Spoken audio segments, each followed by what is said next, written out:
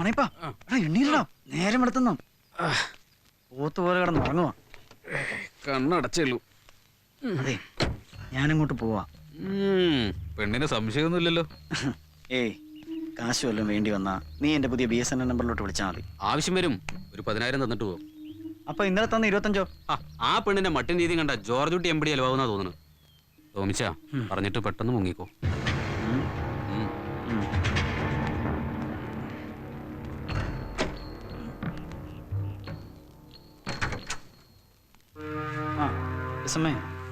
ഞാൻ നാട്ടിൽ വരെ പോയി കാര്യങ്ങളൊക്കെ ഒന്ന് അന്വേഷിച്ചേച്ച് വരാം. നിനക്ക് എന്തെങ്കിലും ആവശ്യമുണ്ടെങ്കിൽ നമ്മുടെ Maniyappan room number 203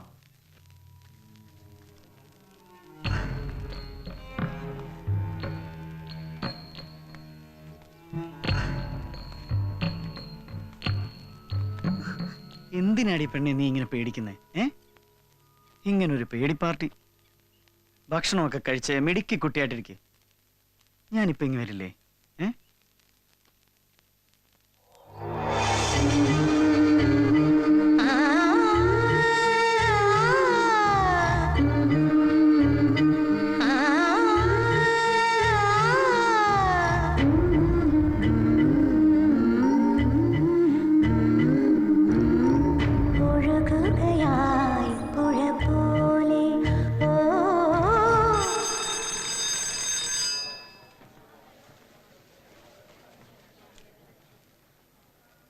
Peermade ലിസാവില്ലയിൽ Samuel മകൾ ട്രീസ സാമുവൽ.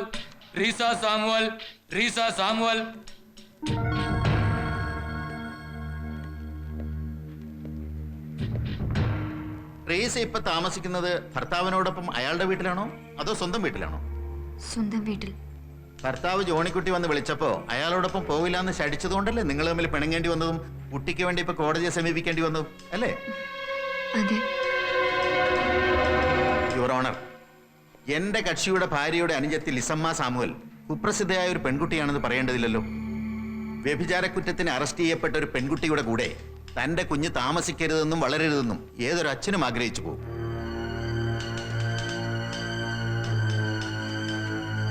ഒരു വ്യക്തിയുടെ സ്വഭാവ രൂപീകരണം ബാല്യകാലത്ത് ഇടപഴകുന്ന വ്യക്തികളെയും സാഹചര്യത്തെയും ആശ്രയിച്ചിരിക്കുമെന്നാണല്ലോ. അതുകൊണ്ട് തിരിച്ചറിവിന് പ്രായമാകാത്ത ആ കുട്ടിയുടെ ഭാവി കണക്കിലെടുത്ത് കുട്ടിയുടെ സംരക്ഷണ ചുമതല എന്റെ കക്ഷിയായ ജോണിക്കുട്ടി ഏൽപ്പിച്ചു കൊടുക്കുവാൻ ബഹുമാനപ്പെട്ട കോടതിക്ക് ദയവുണ്ടാകണം. That's all your owner.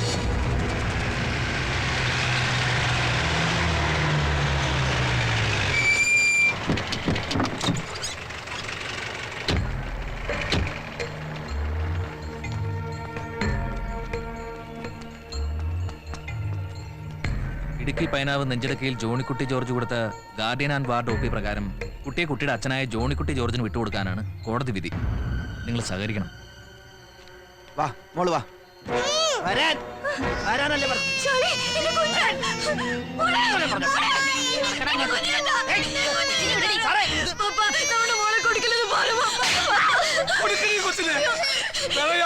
പെണ്ണ് ജീവിക്കുന്ന വീടായത് ഇവിടെ കഴിഞ്ഞ നിന്റെ കൊച്ചും പഴച്ചു.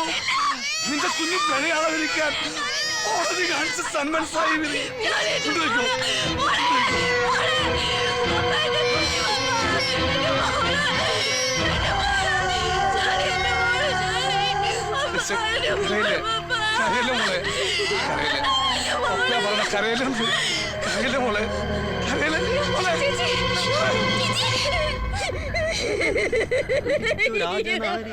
ജനവും പുനരൊക്കെ വാടിച്ചു കരഞ്ഞു തുടങ്ങിനാർ.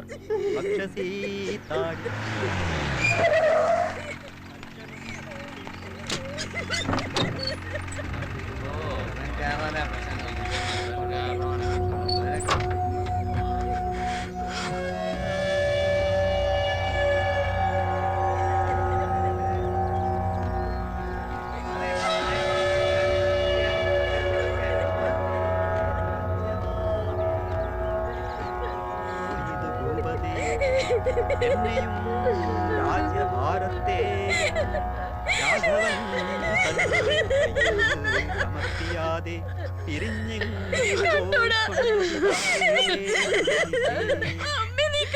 ഞങ്ങൾക്കാരുമാ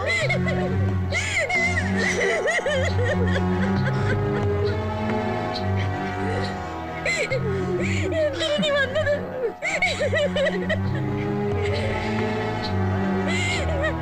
അമ്മേ, നീ കൊലയ്ക്ക് കൊടുത്തില്ലേ?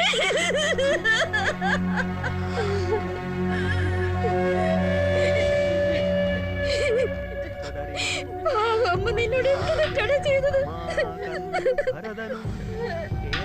എന്ത് തെറ്റാണ് ചെയ്തത്?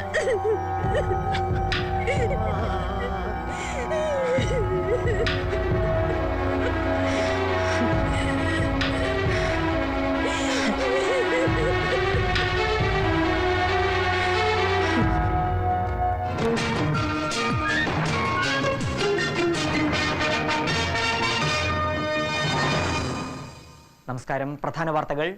വിവാദമായ ഏലപ്പാറ കേസിൽ ഹൈക്കോടതിയുടെ നിർണായക വിധി.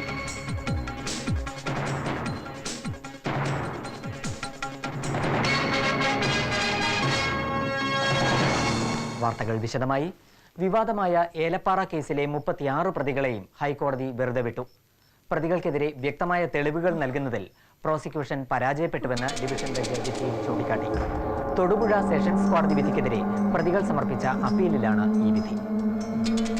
2005-2006 സാമ്പത്തിക വർഷത്തിലെ എംപ്ലോയ്മെന്റ് പ്രോവിഡന്റ് ഫണ്ടിന്റെ പലിശ നിരക്ക് 8.5%.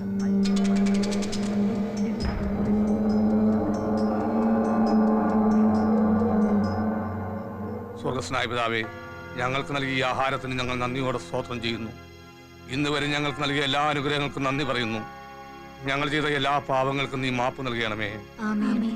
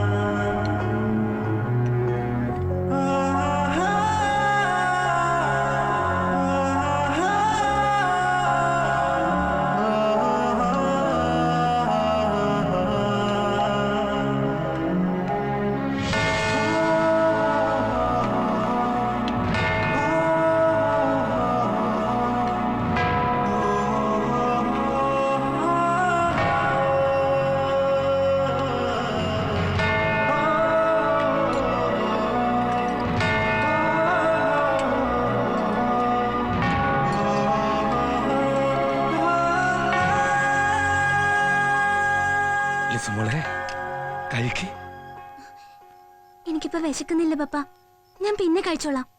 മോള് കഴിക്കേ, അല്ലെങ്കിൽ വേണ്ട. ഇന്ന് മോക്ക് പപ്പ വാരിത്തരാം. ഞാൻ കഴിച്ചോളാം പപ്പ. എന്നും പറഞ്ഞ പോലെയല്ല, ഇന്ന് കഴിക്കാതിരുന്നാലേ പപ്പ ശരിക്കും പിണങ്ങും. സത്യമായിട്ട് ഞാൻ കഴിച്ചോളാം പപ്പ. അവള് കഴിച്ചോളും. അവൾക്ക് ആ മുറിയോട് വലിയ ഇഷ്ടോ. അതാ കഞ്ഞിയായിട്ട് അങ്ങോട്ട് പോയത്. ലില്ലിക്കുട്ടി അങ്ങനല്ലായിരുന്നു.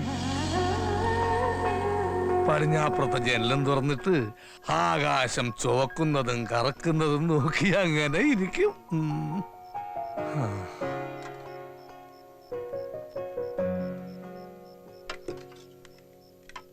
വേണ്ട, പപ്പ വരുത്തരാം.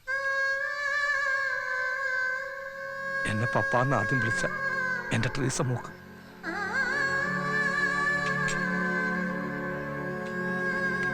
ഇതെന്റെ ഷേർലി മോക്ക്.